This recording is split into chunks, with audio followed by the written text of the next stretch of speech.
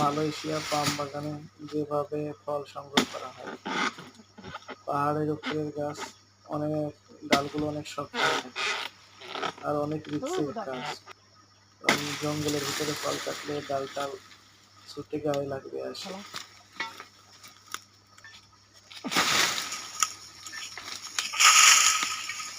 এবং ডালগুলো অনেক শক্ত, ডালে অনেক কাটা থাকার কারণে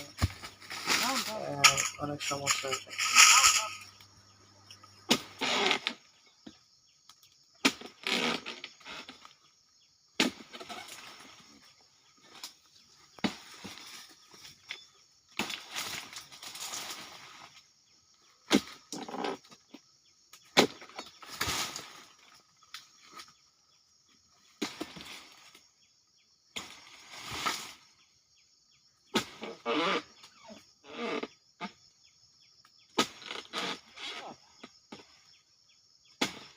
পাহাড়ের উপরে ডাল না শক্ত।